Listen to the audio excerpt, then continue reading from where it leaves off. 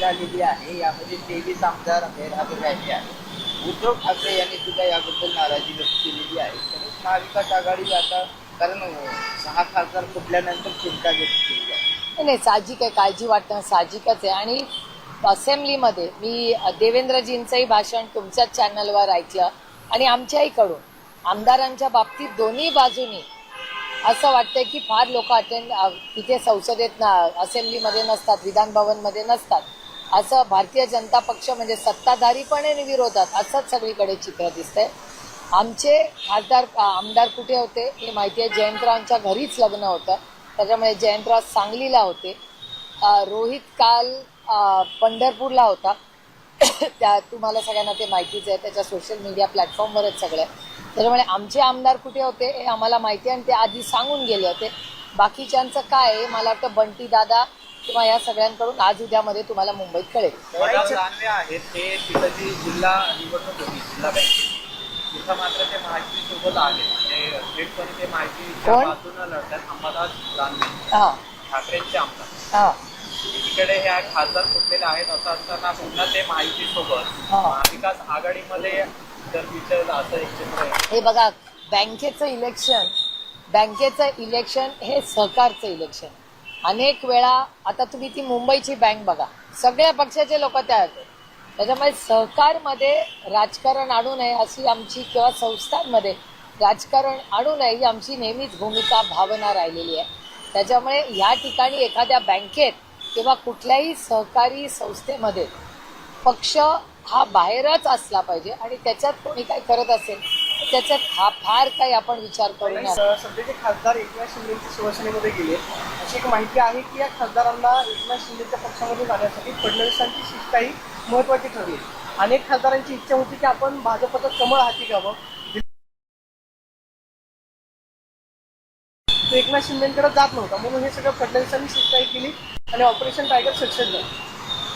मी तुम्हाला खरं सांगू का, मला एकच ह्याच्यात असं वाटतं की या देशामधून लोकशाही ही पूर्णपणे संपुष्टात आली आहे का असं वाटतं.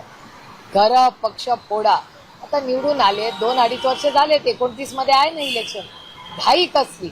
आणि एखाद्या चांगल्या बिलसाठी म्हणजे जीएसटीचं बिलाचं उदाहरण घ्या, तेव्हा आलं तेव्हा पक्षांनी मदत केली आणि भारतीय जनता पक्षाला, आणि एक मताने आम्ही ते बिल पास केलं.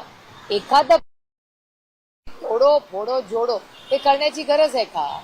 मग लोकशाही राहिली नाहीये का या देशात? मग विरोधी पक्ष राहणारच नाही ना, सगळेच सत्तेमध्ये. मग लोकांसाठी, सर्वसामान्य मायबाप जनतेसाठी बोलणार कोण?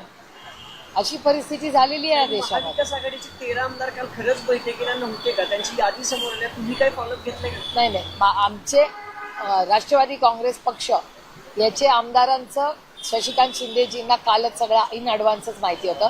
बाकीच्या पक्षांची माहिती बंटी दादा शिंदे साहेब आज मुंबईत तुम्हाला सगळ्यांना देतील. तुमची असतील ना टीम तिकडे. एनसीईआरटीच्या पुस्तकामध्ये जे आहे त्या आणीबाणीचा धडा आता शिकवला जाणार. आता काय म्हणजे की या सगळ्या पाठ्यपुस्तकांमध्ये अशा पद्धतीचा अभ्यासक्रम येणं हे तुम्हाला योग्य वाटतं का? किंवा काही वेगळा प्रसार जो आहे तो या शिक्षण माध्यमातून करण्याचा हेतू आहे असं तुम्हाला वाटतं? हो, अर्थातच एनसीईआरटीचा सातत्याने गैरवापर हा सरकार करते अशी भावना शिक्षण तज्ज्ञ मानतात. मी काही शिक्षण तज्ज्ञ नाही, पण शिक्षण तज्ज्ञांचे तुम्ही आर्टिकल्स वाचले, तुमचे लेख वाचले, तुम्ही त्यांची भाषणं ऐकली, तर हे काय पहिली गोष्ट नाही. अशा अनेक गोष्टी झालेल्या आहेत ज्याच्यामध्ये आपली एक विचारधारा ही लादली जाते पुढच्या पिढीला.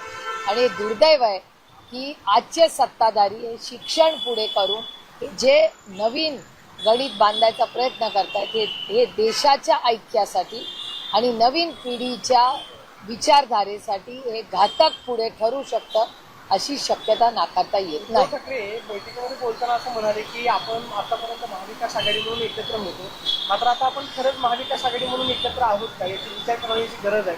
सभागृहामध्ये महाविकास आघाडीमध्ये समन्वय पाहायला मिळत नाही. सरकारला ज्या पद्धतीनं धारेवर धरलं जावं, अधिवेशनामध्ये मुद्दे मांडले जावे, त्याच्यामध्ये कुठेतरी कमतरता पाहायला मिळते. आपलं एकसंघ राहणं हे खूप महत्वाचं आहे. महाविकास आघाडीमध्ये समन्वय नाही असं तुम्हाला खूप वाटतं? आम्ही जेव्हा भेटतो तेव्हा असतो. आणि तुम्हाला खरं सांगू, मी दिल्लीमधलं जास्त पाहते आणि दिल्लीमध्ये इंडिया अलायन्स आणि महाविकास आघाडी आम्ही अतिशय एकत्रपणे दिल्लीच्या पार्लमेंटमध्ये तुम्ही कोणालाही विचारू शकता, आम्ही अतिशय रोज सकाळी भेटतो 10 वाजता खडगेजींच्या ऑफिसमध्ये. तिकडून आमची सगळे दिवसभर कोण भाषण करणार, काय आम्ही स्टँड घेणार, कुठल्या बिलावर काय आमची मतं आहेत, हे पूर्णपणे आमची स्ट्रॅटेजी रोज सकाळी 10 वाजता ठरते दिल्लीमध्ये पार्लमेंटच्या मध्ये. त्यामुळे इथेही तशी काही यंत्रणा जर असेल, आहे का नाही आहे मला माहिती नाही, पण माझा विश्वास आहे की काल उद्धवजींनी ज्या सूचना केल्यात त्या पूर्णपणे हे सगळे एकमताने करतील. ताई, तुम्ही या जे खासदार आता एकनाथ शिंदेच्या शिवसेनेत गेलेत यांना जवळून दिल्लीमध्ये बघितलं असेल, MP लॅड्स जो डॅशबोर्ड आहे त्याच्यात अक्षरशः सगळे स्टॅटिस्टिक्स समोर आलेत. 50% सुद्धा या खासदारांनी निधी जो आहे त्याचा उपयोग केला नाहीये आणि दुसऱ्या बाजूला आम्हाला निधी मिळत नाही म्हणून आम्ही एकनाथ शिंदेच्या सरकारमध्ये पक्षात चाललोय अशी भूमिका त्यांनी जाहीर केली. कसं बघता या? नाही, मी स्वतःपासून सुरू करते. मी आत्ता पुण्याच्या कलेक्टरांना 2 गोष्टींसाठी भेटायला चालले. एक की MP लॅड्स आणि दुसरं माझ्या लोकसभा मतदारसंघातली, जिथे मी लोकप्रतिनिधी म्हणून काम करते, तिथे पाण्याची परिस्थितीसाठी मी कलेक्टरांना भेटायला चालले. काय होतंय, तो डॅशबोर्ड आता माझ्याबद्दलही चुकीची माहिती आहे. 3 वर्षाची सगळी कामं माझी 100% अप्रूव्ड आहे, आणखीन पैसे दिले, पण त्या डॅशबोर्डचा जे अपलोडिंग असतं त्याची एक नवीन पद्धत सुरू झालेली आहे आणि त्याच्यामुळे खरंच नक्की किती निधी झालाय नाही झालाय हे स्पष्टता येत नाही. काल मी आश्चर्यचकित झाले की माझी माहिती चुकीची होती, म्हणून मी कलेक्टरांना भेटायला चालले की कशाला आमची बदनामी करताय. अपडेट केलं नाही, त्यांनी काहीच अपडेट केलं नाही आणि त्यांनी एक नवीन पद्धत, काहीतरी कागदपत्र पूर्ण झाल्याशिवाय ते अपलोड होत नाही. आता खासदाराचा काय संबंध, आम्ही प्रशासन नाही ना, प्रशासनाचं ते काम आहे. आम्ही निधी वाटप झाल्यानंतर रस्ता काय खासदार बनवत नाही, रस्ता सरकार बनवतं, PWD बनवतं. त्याच्यामुळे PWDला तुम्ही विचारले पाहिजे. आणि ह्या 5-6 खासदारांचे माझे अतिशय कौटुंबिक संबंध आहेत. आम्ही एकत्र 24 मध्ये लढलो, ताकदीने 2.5 वर्ष पार्लमेंटमध्ये काम केलं. त्यांचे काय प्रश्न आहेत, त्यांनी काय भूमिका मांडल्यात हे आम्ही तुमच्याच माध्यमातून पाहिलेले आहेत. लोकसभा अध्यक्षांनी ठाकरेंना बोलवलं होतं, ठाकरे गटाच्या गटनेत्यांना, खासदारांना. हो. त्यांनी जी याचिका त्यांच्याकडे केलेली आहे की या 6 फुटेल खासदारांचा वेगळा गट स्थापन झाला, त्याला मान्यता देऊ नका. तर काल लोकसभा अध्यक्ष म्हणाले की मी कायद्याच्या बाजूने सगळा अभ्यास करून याबाबतचा निर्णय घेऊ शकतो. तर तुम्हाला काय वाटतं, खरंच ठाकरेंच्या बाजूने निर्णय घेऊ? मी तुम्हाला खरं सांगू का, मी भोगलंय सगळं.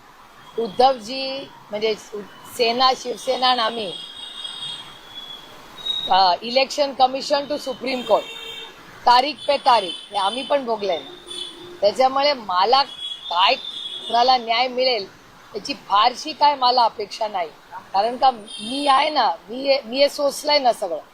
ज्या चुकीच्या पद्धतीने आदरणीय पवार साहेबांचा ज्यांनी पक्ष स्थापन केला त्या आदरणीय पवार साहेबांना कुठलीही कागदपत्र नसताना पक्षाचा अध्यक्ष म्हणून काढून टाकला. आता ह्याच्यापेक्षा जास्त काय बोलणार आपण. काही संजय राऊतांनी ना एक पत्र लिहिले मुंबईच्या आयुक्तांना की जे दिना पाटील आहेत त्यांनी वक्तव्य केलं होतं की माझ्या नादाला घरात घुसून मारून टाकली, बंदुकीचा इशारा केला होता. त्यानंतर म्हणले की आंदोलन केलं तर बॉम्ब फोडीन घरात, त्यांच्यावर निरंकुश गुन्हा दाखल करा असं संजय राऊतांची पत्राद्वारे मागणी आहे. खासदारांनी असं वक्तव्य करणे कितपत योग्य वाटतं? असं खासदार नाही, कोणीच नाही करायला पाहिजे. ही लोकशाही आहे. तुमच्या मनात काही मतभेद असतील, मनभेद असतील तर त्याला एक बोलायची पद्धत आहे. पण ज्या पद्धतीने हे आलंय हे धक्कादायक आहे आणि हे सुसंस्कृत महाराष्ट्राला शोभणारं नाही. तुमच्या पण पक्षाचे 4 खासदार संपर्कात आहेत. अजित पवारांच्या राष्ट्रवादी काँग्रेस पक्षासोबत अशा चर्चा मध्यंतरी झालेल्या होत्या. आत्राम सुद्धा असं म्हणाले होते की 5 खासदार येणार आहेत. कोण म्हणलं होतं? बाबा आत्राम. मला माहिती नाही बाबा. बाबा आत्रामांना माझ्यापेक्षा जास्त माहिती आहे. घडू नये यासाठी आता तुम्ही स्वतः काय? असं काही घडू नयेचा विषय नाही. आम्ही 8 खासदार कालही एकत्र होतो, आजही आणि उद्या आहे. आणि बाबा आत्रामांकडे 5 खासदार कोण आहेत ह्याची माहिती असेल तर त्यांनी नाव सांगावं. एवढं काय, जर येणारच असतील 5 बाबा आत्रामांकडे तर बाबा आत्रामांनी 5 नावं सांगावी कुठले 5 आहेत. मी त्यांच्याबरोबर कुठेही बसायला चर्चेला तयार आहे. मग बाबा आत्राम मला का घेत नाहीयेत, मला का सोडतायत? बाबा आत्रामांनी माझ्याशी पण बोलावं. 5 कशाला, 8च्या 8 येऊ. महाराष्ट्रातील ताज्या बातम्यांसाठी बघत रहा टाइम्स टुडे टीव्ही. सोबतच शेअर करा, सबस्क्राईब करा आणि बेल आयकॉन प्रेस करा.